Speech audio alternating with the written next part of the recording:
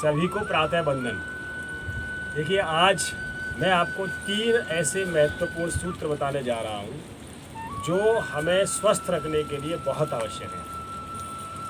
तो वो 3 सूत्र कौन से हैं, सुन लें। पहला है कि हमको अपने आहार को संयमित रखना है। हमें वही खाना है जो हमारे लिए लाभदायक है और ठीक प्रकार से पच जाए और हमें किसी प्रकार का व्यवधान पैदा न करे।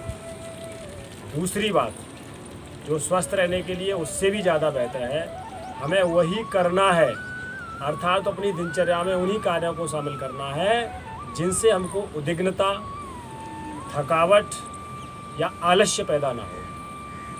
और तीसरी बात, हमें इतना निश्चित रूप से सोना है, इतनी शयन, इतनी निद्रा जरूर लेनी है जिससे हमारा मानसिक संतुलन ठीक से बना रहे। तो 3 बातें हो गई: सम्यक भोजन, सम्यक विहार और सम्यक शयन। भगवान श्री कृष्ण ने गीता जी में इसके लिए एक श्लोक दिया है, वो श्लोक भी आप सुन लो। देखिए, हमारे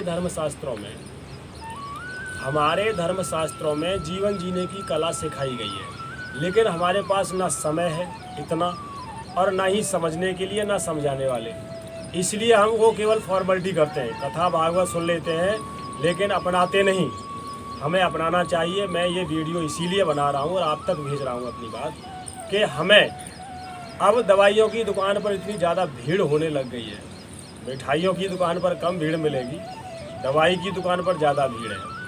तो भाई, दवाइयों से बचने के लिए, बीमारियों से बचने के लिए हमें अपने स्तर से भी कुछ करना है। केवल हॉस्पिटल, डॉक्टर्स पर ही निर्भर नहीं रहना है, केवल औषधियों पर ही निर्भर नहीं रहना है। हमें अपने जीवन को इस तरह से जीना चाहिए, संयमित, कि हमें बीमारियों का सामना करना ही ना पड़े, ऐसा प्राकृतिक जीवन। तो पुनः अपनी बात को मैं कह रहा हूँ, भगवान श्री कृष्ण ने गीता में एक बहुत सुंदर श्लोक दिया है, वो ये है कि युक्त आहार विहारस्य युक्त चेष्टसु कर्मसु युक्त स्वप्नावबोधस्य दुःखहा भवति भारत। ये जीवन जीने की कला है।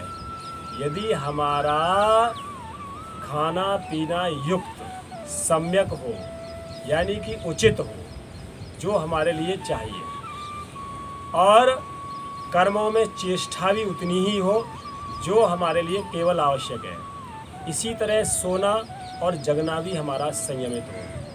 देखिए, मुझे स्वयं अपने ऊपर प्रैक्टिकल मैंने करके देखा है कि ज़्यादातर लोग तो बहुत ज़्यादा खाने की वजह से बीमार होते हैं, कुछ लोग बहुत कम खाने की वजह से या न खाने की वजह से बीमार होते हैं।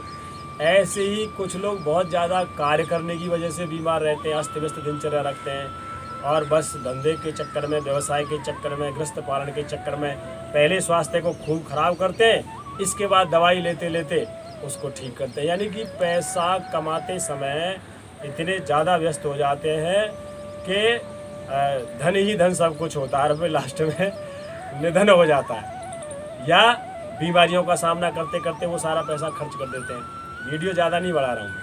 तो हमको सम्यक रूप से जीना है। स्वप्न अर्थात तो निद्रा उतनी ही लेनी है जितनी आवश्यक हो, बहुत ज़्यादा भी नहीं लेनी। कुछ लोग बहुत ज़्यादा सोते हैं तो बीमार होते हैं, कुछ लोग बिल्कुल नहीं सोते तो बीमार होते हैं। बहुत ज़्यादा खाते हैं इसलिए बीमार होते हैं, कम खाते हैं, बिल्कुल नहीं खाते इसलिए बीमार होते हैं, बहुत ज़्यादा कार्य करते हैं इसलिए बीमार होते हैं, या बिल्कुल कार्य नहीं करते इसलिए बीमार होते हैं। तो सारी बीमारी हमने पैदा की है, ज़्यादातर बीमारी हमने स्वयं पैदा की है। इन्हें ठीक करने के लिए हमको 3 बातों का याद रखना है: हमारा आहार संयमित, नियमित, हमारा विहार यानी हमारी कर्मों में चेष्टा संयमित, और ऐसे ही हमारा शयन यानी हमारी निद्रा भी संयमित हो, अनुकूल हो। बात काफ़ी कह दी है, आप मानेंगे और इन 3 बातों को कम से कम 3 लोगों तक जरूर पहुंचाएंगे, ऐसा मेरा आपसे निवेदन है, प्रार्थना है।